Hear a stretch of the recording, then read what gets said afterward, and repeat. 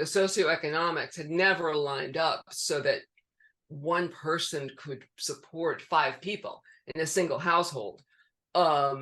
Interest rates weren't good. There weren't, the army wasn't paying for people's education, and the economy wasn't booming. Specific economics created that stability. It wasn't so much marriage. Most people actually, a huge number, I think it's something like 50% of the people that married in the so-called golden age of marriage ended up getting divorced, which isn't so surprising considered how young they were when they met. Sylvia and me. Sylvia and me.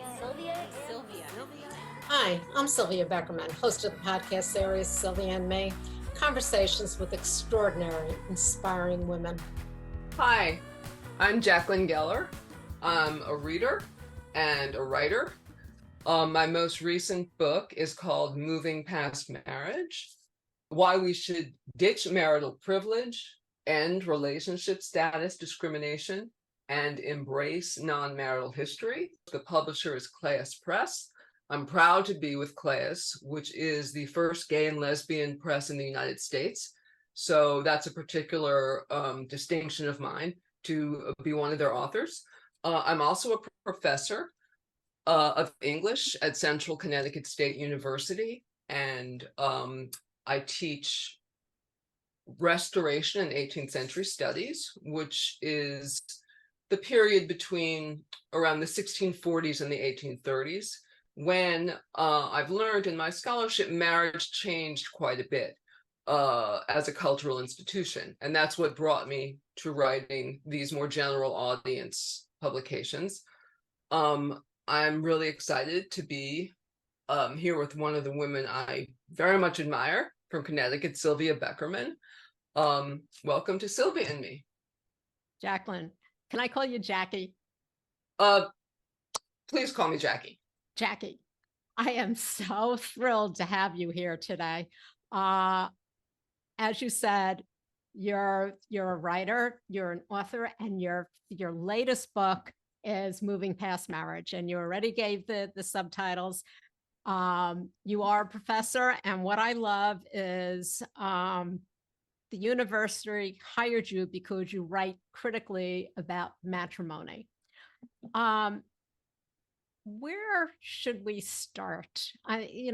Everyone, especially women, especially back in the 50s, women were supposed to go to college, but not to do much more than maybe become a secretary, meet an eligible guy, get married, and move to the suburbs, and then have children, and give up any career that they had, because her career now was taking care of the family.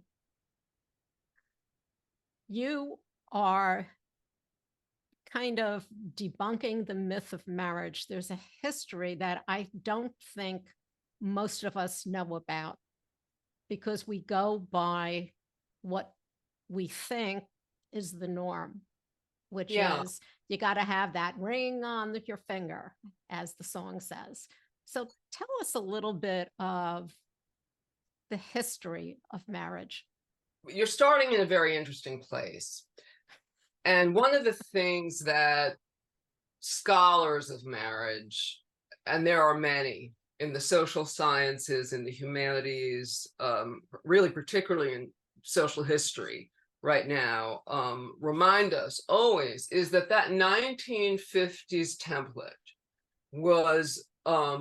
is often looked at as traditional.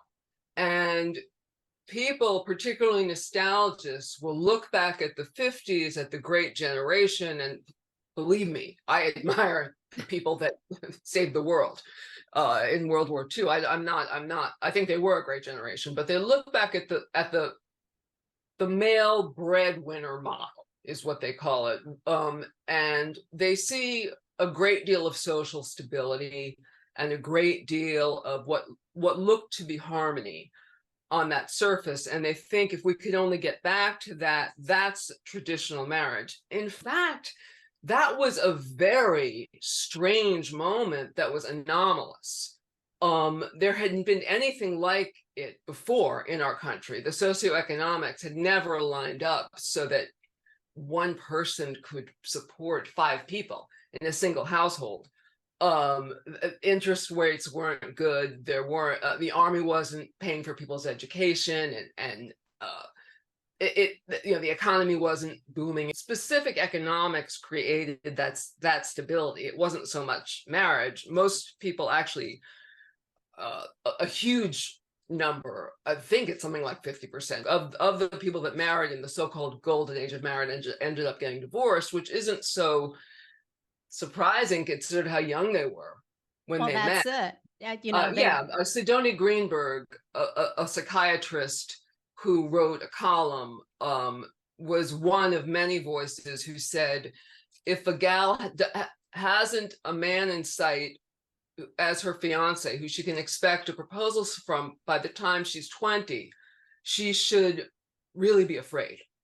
She might never get married. I mean, that was spinsterhood was held up as this specter, this fearful, drab, tawdry existence that would be incredibly frightening, and you'd almost be a social pariah. So it was actually mental health so-called practitioners used fear to instill this. Women were told they'd be loners and losers. Men who might be nervous about supporting a whole household on one salary, taking out a mortgage when they were 23, were told that they were immature if they didn't want to shoulder that kind of responsibility, that they were stunted. Dr. Popenoe was the great marriage Diane at this time, and he ran something called the Mayo Clinic of Marriage, and he said it's unfortunate how many bachelors are stunted by mommy love, and are afraid to get married. And what they're basically saying is you're 21, you're sexually inexperienced, if not outright ignorant, and you're afraid to make a commitment that assumes that you will know exactly how you'll feel about your whole life and this one person for the next 60 years. I think any sane person would be terrified of that. But people were told, my parents and their friends were all engaged and really kind of getting pregnant and moving to the suburbs and taking out mortgages, huge loans by the time they were like 24, 25, 26. So this was really very unusual. Well, as you said, I'll interrupt a little. Sure. They were very young, and it was supposedly the norm. And as you said, spinsterhood, and I forget what, because spinster was not originally a bad word. Spinster, first of all, I'll just jump back. Jumping back to antiquity, the Middle Ages, the Renaissance, we're going to just have to come out and say it. The highest thing you could be was celibate.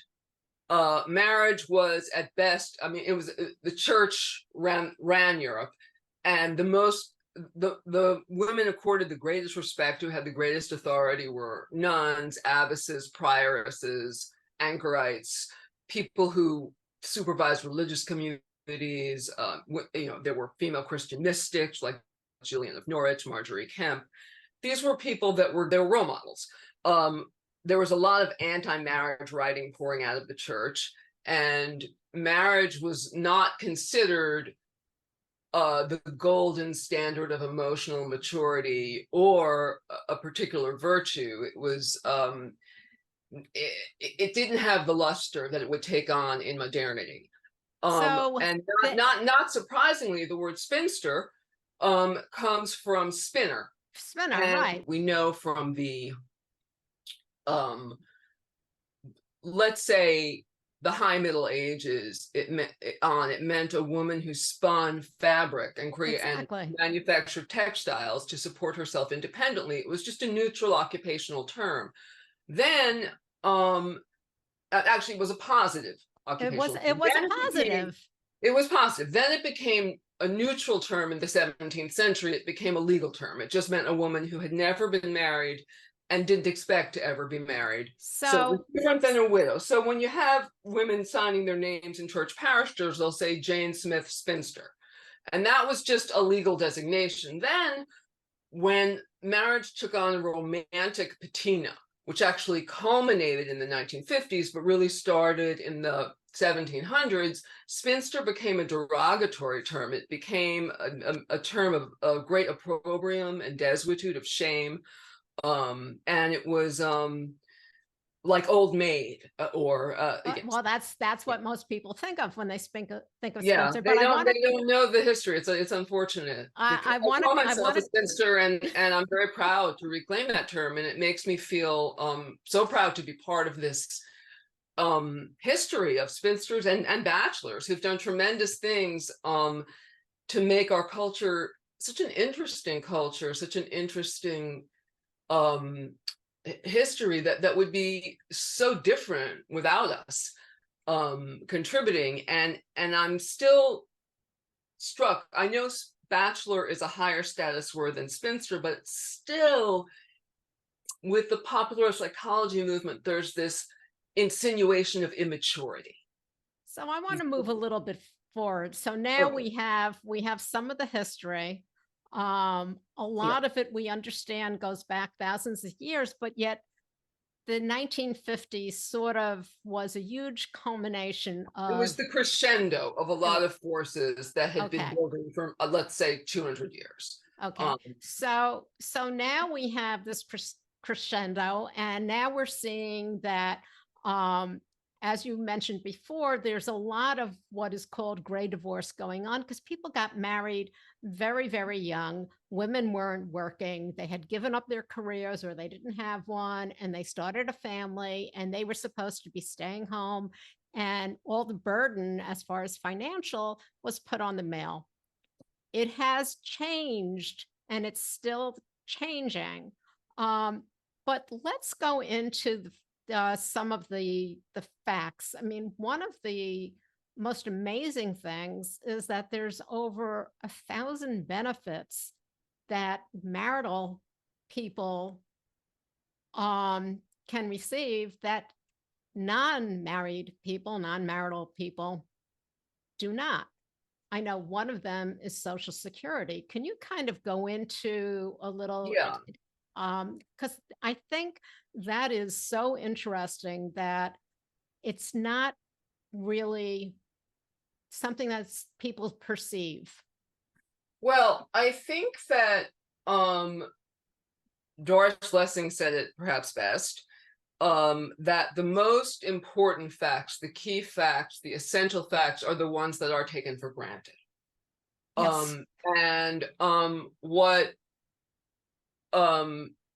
Alfred North Whitehead, a great philosopher of the 20th century, said is that if you ever want to really understand an era, don't look at the headlines. Don't look at the public discourse at what people are talking about. Look instead at what no one's talking about, because that's where you'll find the deeply bedded assumptions.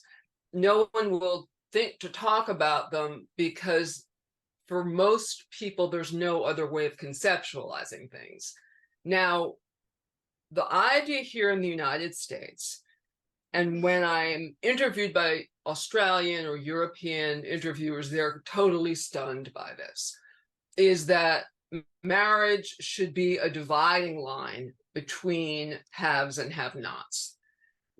Marriage does not matter legally the same way in many other countries. And Sweden is always the example of a country which there is really virtually no discrepancy between the married and the unmarried. Interestingly enough, Sweden has the lowest rate of partners separating of any country in the world. So I think that's interesting. But let's start with Social Security. Okay, so this is a really crux federal program. It's a federal retirement program that we all pay into and that we all count on. I think most people count on it as they plan their futures.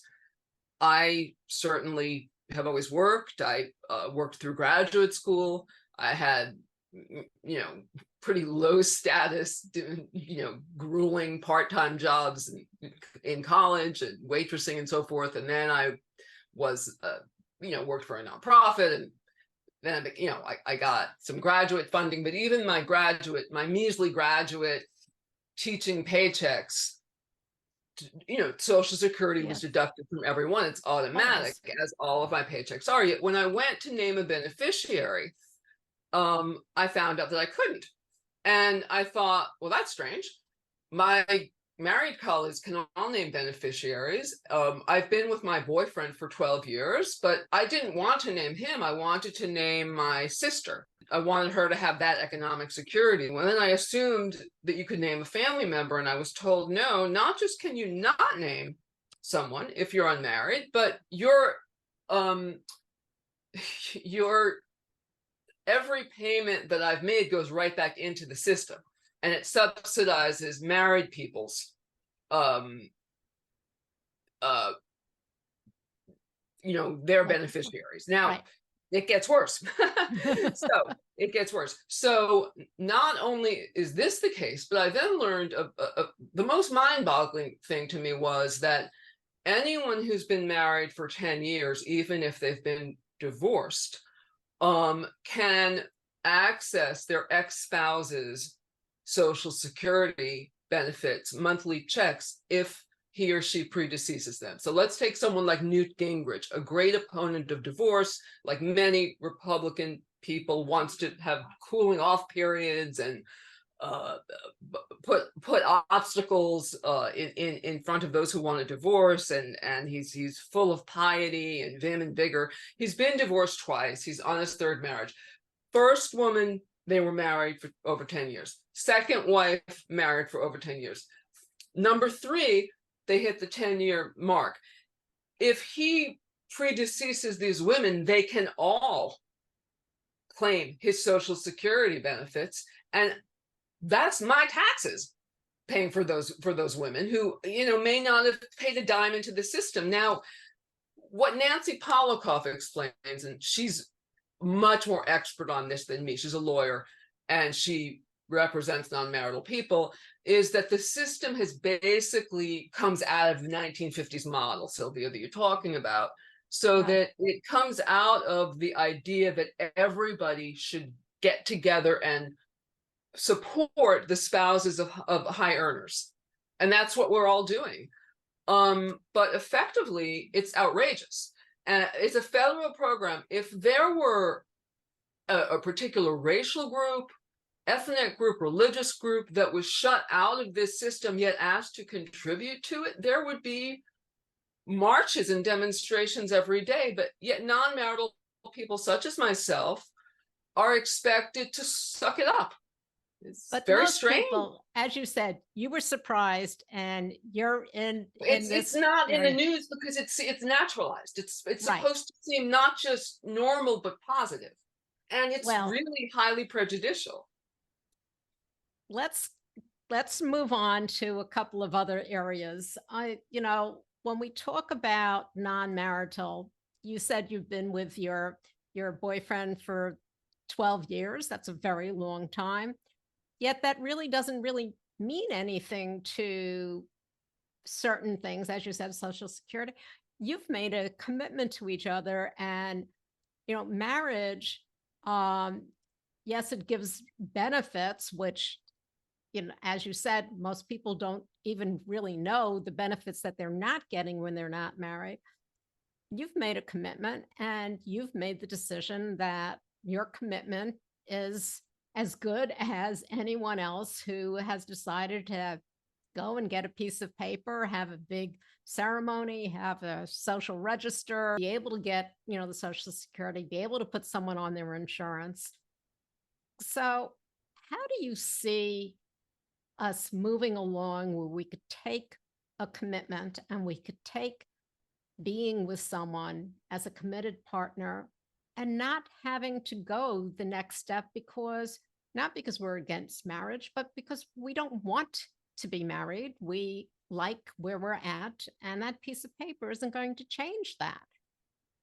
Yeah, I think those are in a way like actually three questions. So Okay. if I could break them down, Go right ahead. so okay, you name one thing, which is Social Security, which is again a very American thing, that Europeans and others are very surprised by. Israelis, people from other countries are very surprised to learn how many Americans get their health insurance through their jobs. The problem in the 1970s, there was a lot of what's now being whitewashed over and overlooked history among gay rights activists, among feminists, among civil rights activists. And what it said was, let's separate out the privileges that are accorded married people from the privileges that are accorded single people or non-marital people or people that are living together or people that are LAT, living together apart, meaning living apart but together as couples, Right. People who are celibate, people who are, have multiple sexual partners but close, live with close friends. I mean, there was this idea of family diversity and that everyone should get the same basic social supports that would keep them from falling through the interstices in the social fabric. And because of that, a lot of employers started offering civil partnership benefits.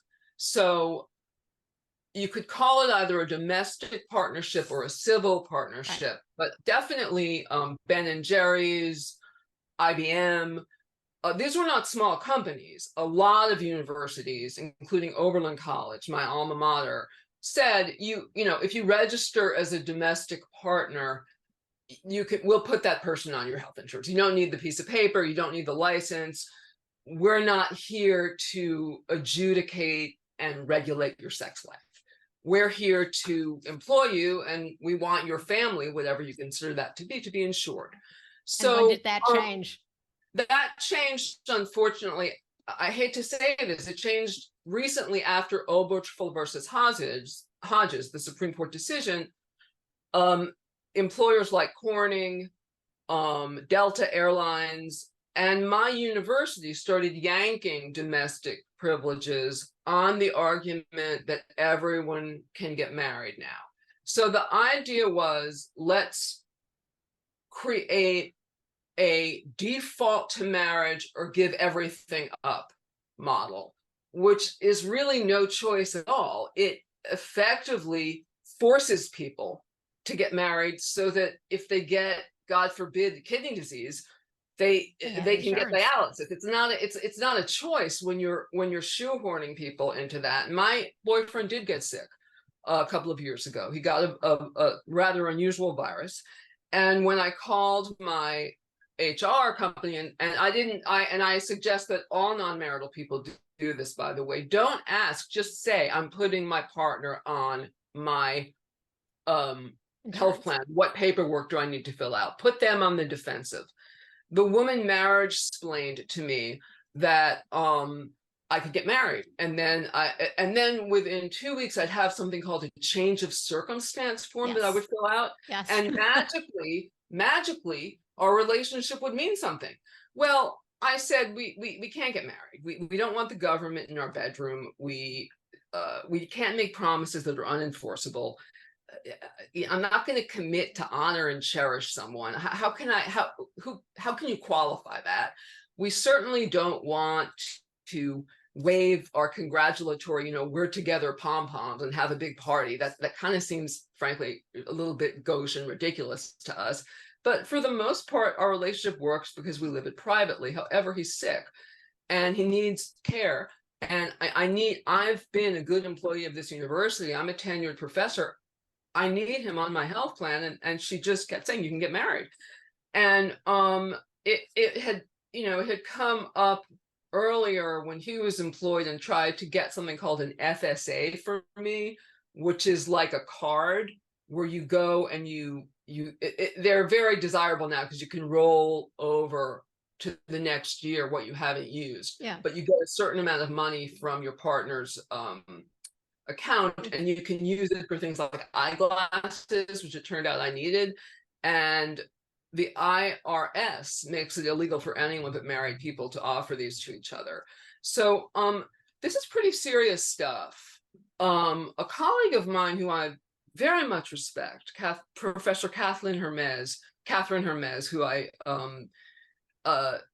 she said something so interesting to me. She said, my girlfriend and I were criminals for the first 20 years of our relationship, and now that she's ill, I have to marry her. Why is the government so interested in my sex life? Can't they back off a little bit? And I said, we kind of feel the same way.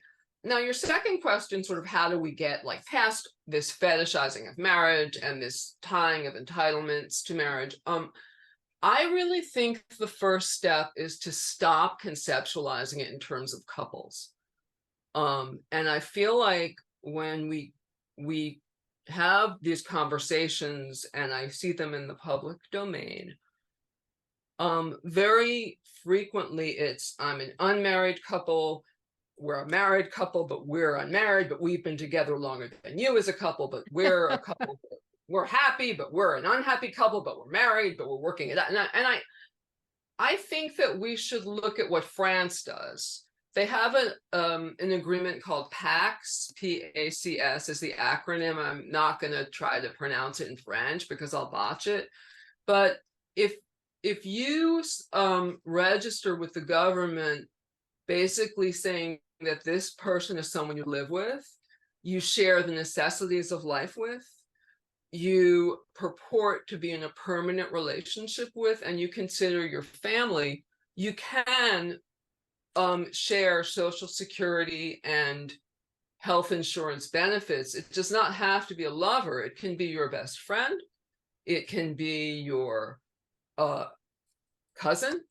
It can be your teacher who's been your great mentor for many years. I have someone in my life like that. And as long as you consider that person family and it's reciprocal, you can basically get the benefits of marriage. It doesn't really have anything to do with having a sexual relationship. I think we have to remove romantic exceptionalism from the picture and think of this in terms of the bonds that create a family. People configure families differently.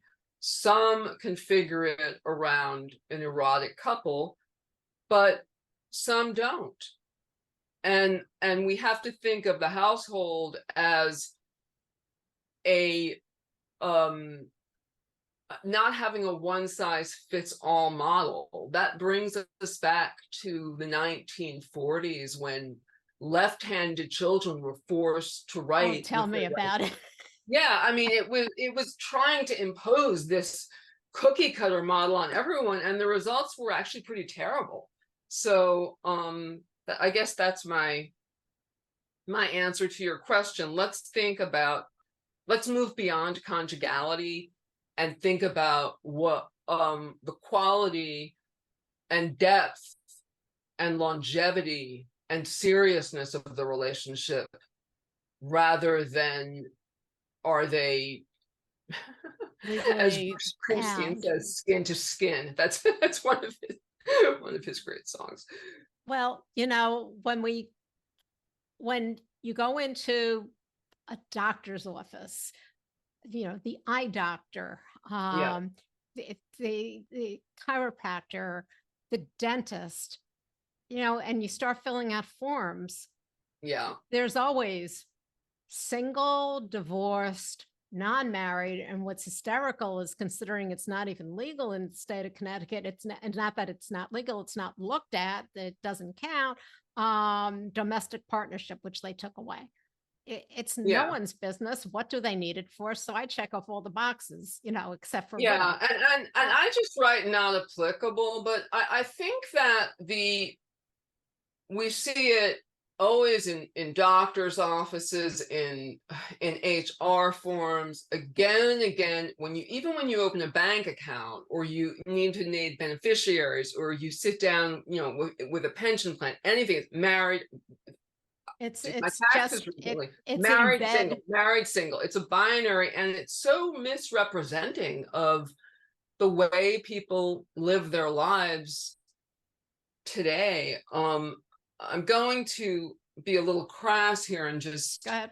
publicize an excellent book by my wonderful colleague, Dr. Bella DePaolo, who's been advocating for non-marital people for 30 years. It's called How We Live Now, Redefining Home and Family in the 21st Century. And she went all over the country and interviewed groups of friends who had committed to live together, couples that were in serious relationships but lived apart, like Anita Hill and her boyfriend Chuck Malone, women who lived together in a kind of Golden Girls setup, four women in their 60s, all kinds of different. There were even siblings that had chosen to build houses next door to each other. Now, and this, I'm not even touching on the range of what she found, but she calls these people life space pioneers. And I feel like there's no form that can reflect that because the range is so enormous. So couldn't the form in a doctor's office just say, for instance, what the real question is, are you covered on someone else's insurance?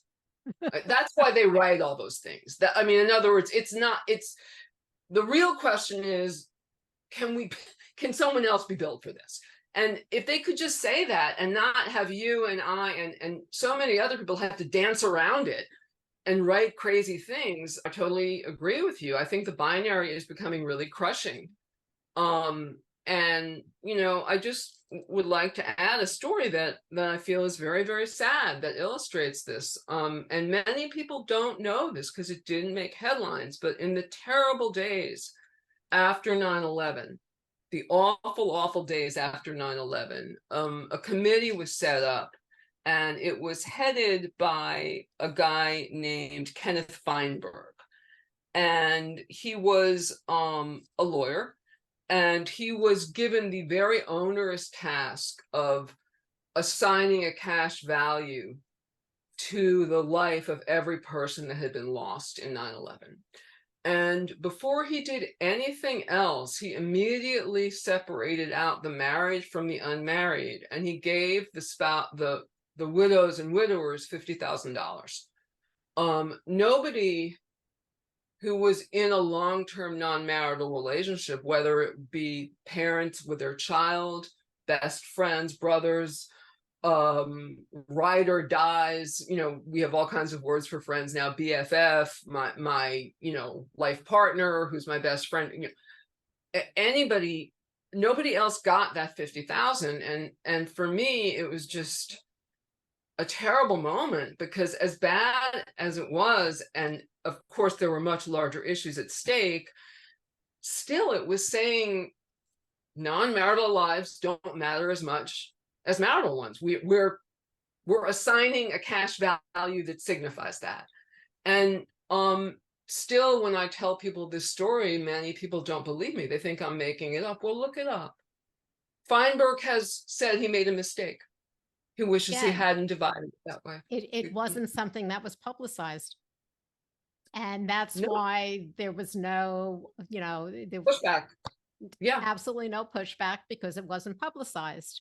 right. And, the thing is, I mentioned to you, I heard Goldie Hawn, who, as most people know, has been with her partner, Kurt Russell, for years and years. And she said that, for them, it's much easier because they can financially afford to not get married. They don't look to have to subsidize their health insurance or any other expenses or entitlements that will come from getting married, which is, as we're talking about, for non-married people not to have the same benefits. I mean, look at all the single women, the single parents, that are out there, both men and women. Mostly it's women, as far as single parenting.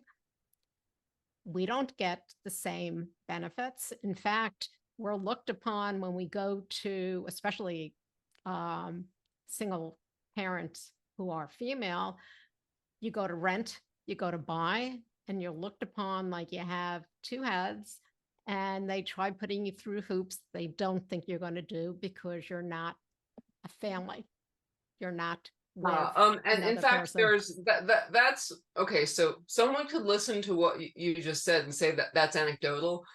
I want to mention that Bella DiPaolo, who I just brought up, did a study on this. She ran a focus group where she had people go out and try to rent apartments, and there were they were plants, basically, and it was some married couples, some single people, and some people renting with friends. And the married couples got like, oh, this was in 2015, got like an overwhelmingly they were accepted without even like with the most minimal kind of background checks. Yep. And so, like all good social scientists, she and her team immediately ran it again. But they took the realtors out of the equation, and they just had people like knocking on doors and saying, "Can I rent to you? Can I rent to you?"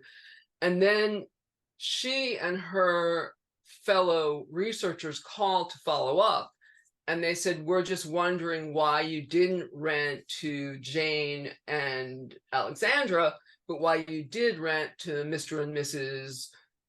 Matthew Gruber." And they said, "Oh, because they're married. They're better tenants. Everybody knows married people are families. They're stable. They're and 80% of the people interviewed just said it. They were very self-conscious. Can you imagine, Sylvia? Yes, I can, because I've had it happen.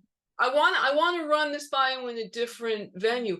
What if she had called and heard, "Oh, we wouldn't rent to non-Hispanics. They're unstable. They don't. We only rent to we wouldn't rent to Hispanics. We only rent to non-Hispanic people because everyone knows they're more stable."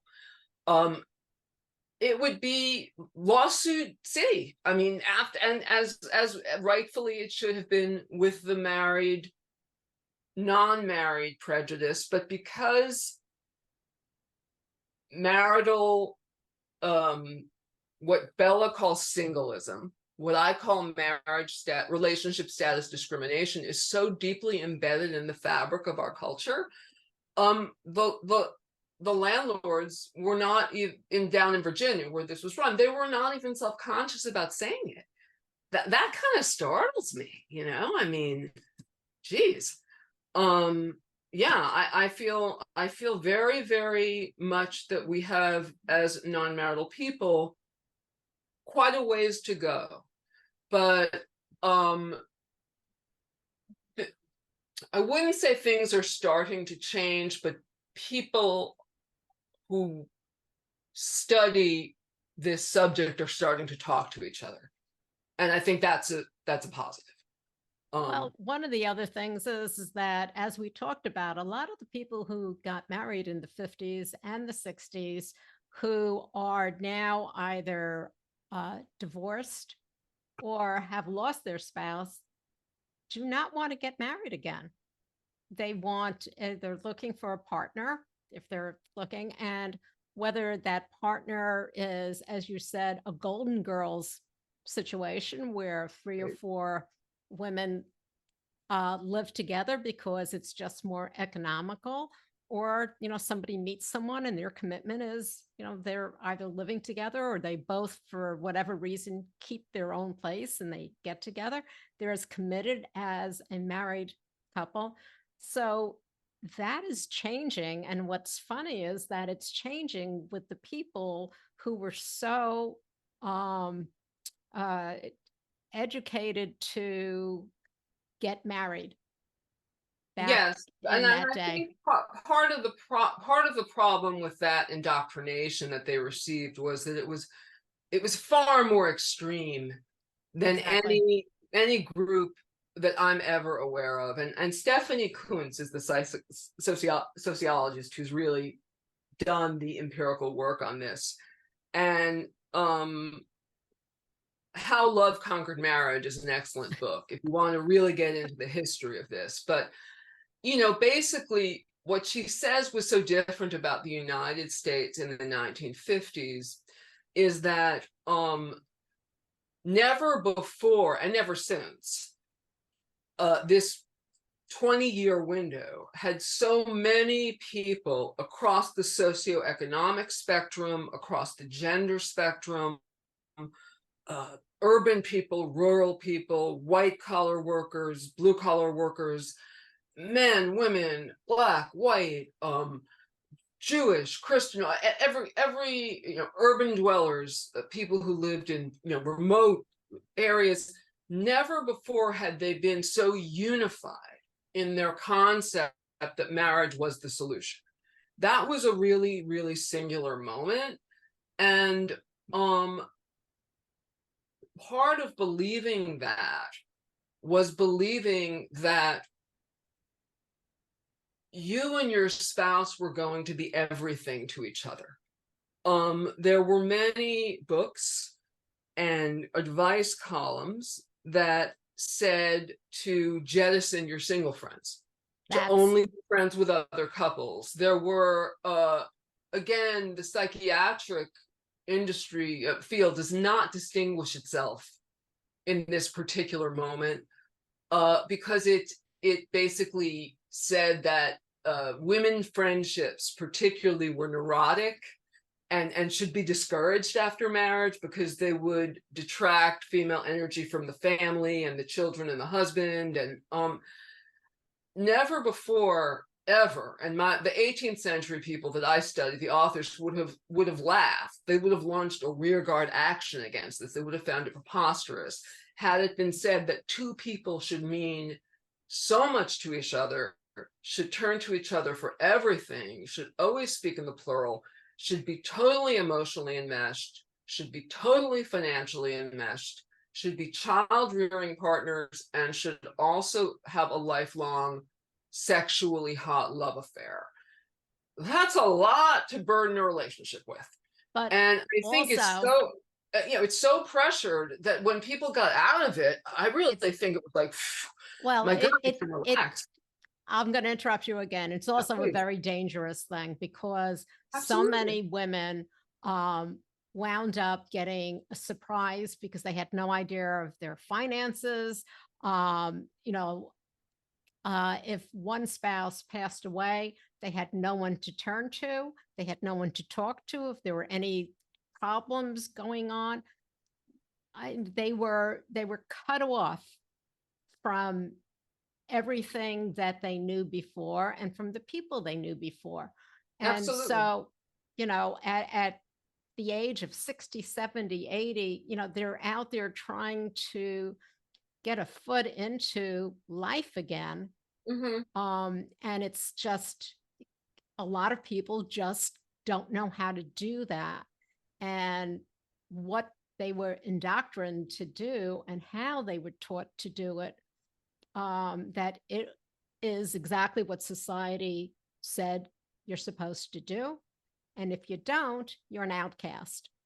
And as you said, things are changing as far as acceptance of non-married couples, but they're not changing as far as the benefits. In fact, the benefit situation is in some ways getting worse, unfortunately, but I think it's getting worse. Are changing, and I think that is sort of a hostile reaction on the part of the marriage movement, which formed in around the year 2000, and based its program on the fact that the 1950s was a monolithic model that had always been and had preserved civilization. Now, let me just explain. This is preposterous at every level. If we've been Homo sapiens, if we've been in our current bodies for about 150,000 years, marriage is a pretty recent institution. It's about 5,000 years old. That's not that old. Let's say that before that, let's talk about before the Paleolithic age. It seems from what anthropologists tell us that people were peripatetic. They traveled in band groups. that and they get hunted and gathered and foraged, and in groups of about 150 to 200, and sharing childcare, sharing. Everybody worked. Women and men worked together. Nobody. It wasn't the 50s. Nobody could afford to just have one person sitting at home reading magazines. That's ridiculous. But certainly sharing, perhaps even sexual sharing, but certainly sharing of a hunt, of what you gathered, of clothing, of the care of the elderly, the care of children, had to take place, because if it didn't, the whole group would die. Right. I mean, no two people could have expected to be everything to each other without expecting to die within about a month. So the whole marriage movement's idea of history is so silly, that it had always been like the 1950s, and then those crazy bra burners came along, and first of all, the 50s, it was no picnic. We all know that birth control was very hard to get. If you weren't married, it was illegal to transport. Abortion was not available. Gay people were closeted. Many did hard time in prisons or in psychiatric institutions for simply dating and doing the normal the thing that came naturally to them. I mean, it's easy to put a nice gloss on it. Oh here. no, the 50s was not glossy. No, but it wasn't. But I want to add that I feel like Louis Kozer, a great sociologist, has described marriage as a greedy institution. And what he means by that is it makes complete demands on a person's time and identity. And so the ultimate greedy institution, he would say, would be like a religious cult. Like, they demand that you come in and you cut off from everybody else, you drop your friends, you don't talk to your parents, you take a new name. Like, that's extreme. But he said marriage, in a way, that 1950s model, it did that. It discouraged anything outside the household, to the point that people got very isolated, and Betty Friedan, in The Feminine Mystique, came up with what I still think is a really wonderful term for it, the problem that has no name. Women, she felt suburban women were floating, they were disoriented. They missed those bonds of friendship from college, from the old neighborhoods, immigrant neighborhoods that they had left behind. They didn't want to be alone in a house. The way suburbs are set up, there's no sidewalks to walk. In those post-war houses, there are no porches like in 18th century villages where you sit on the porch and you wave at your neighbors. That they were really very, the backyard and the home was very private and very insular, and I think very depressing. So no, I think the women's movement, the second wave, was not a young women's movement. And many of its pioneers, including the late Barbara Seaman, have said this. They said we had to learn to be skeptical of what we were told. And we learned it when we weren't kids, Now, right. I do think, though, that I want to add one thing, which is it's not just the gray divorcees, and it's an enormous amount. Let me check this article that I have here. The number of older Americans living alone is on the rise. 16 million people age 65 and older in the US live alone, 3 times as many as that group in the 1960s. And well over a third of people who are getting divorced now are over the age of 50. So that's a huge shift. change. But it's also the millennials. When they're interviewed, they say that they don't want to get married, that they don't see what the value of it is, as Kurt and Goldie have often said, and they say it very nicely. They just say, "What's it going to do for us? We've been together forever. We love each other. What's it? I mean, what would it give us? What would it give us that we don't have?" And millennials are asking that same question. So I think it's the more mature Americans, and it's also the young people that are asking these questions. Well, Jaclyn Geller, I appreciate your time today. the book, Moving Past Marriage, Why We Should Ditch Marital Privilege and Relationship Status Discrimination and Embrace Non-Marital History. There's so much more we could talk about. I know. I Unfortunately, feel like we're just getting started. well, we'll continue. I hope definitely believe that.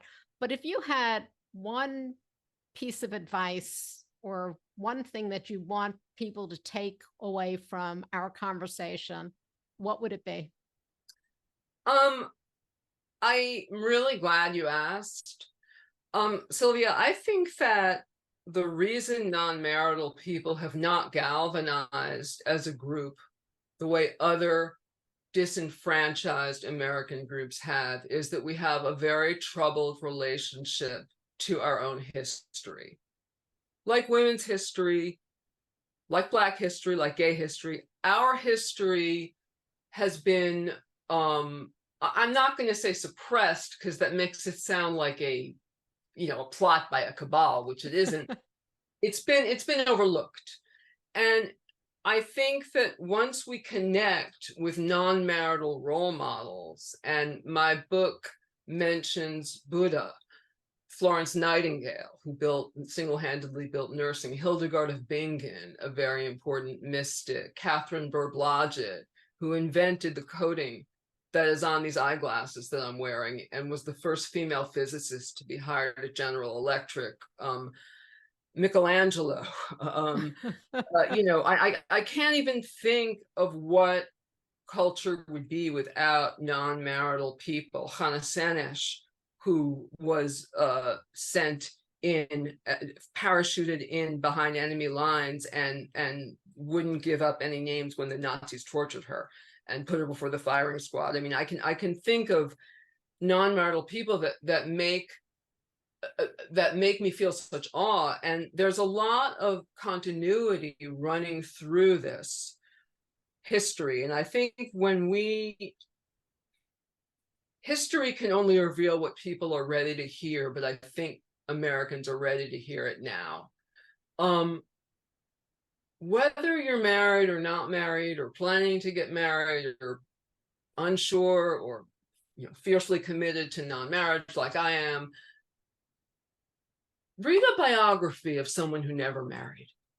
Read the biography of Maggie Kuhn, who challenged the retirement age of 65 and was an anti-ageist activist. And when she was asked why she never had a husband, she just said, pure luck. She's an amazing woman. I never heard of her before I started this book, but find some person, an artist, a scientist, it could be Newton, a poet, it could be Alexander Pope, a painter, it could be Francis Reynolds. Find someone like that and study their life and see how not being married was a source of joy, of inspiration, and of community for them. And then non-marital history can start to come to life if we all are better informed. And then I think non-marital consciousness can start to build and our society might become more equitable. But that's the takeaway that I would give. Okay. Okay. Again, thank you so much for joining me today and having this conversation, which we will continue on. I hope we do. And this has been just such a pleasure, Sylvia. And I might mention that Sylvia Breckerman herself is a pioneer. I cover her in my book and in other interviews I've done. I don't need to go over her accomplishments here, but she has led a rather extraordinary life and made some very extraordinary choices on her own, with sheer grit and creativity. And I'll leave it at that, but I admire you tremendously, and I'm very honored to be interviewed by you. Well, thank you very much. Thank you. It's been fantastic. Thank you. You can find us on all of your popular podcast platforms. And of course, our website, sylviame.com. Stay safe, stay healthy, and stay tuned.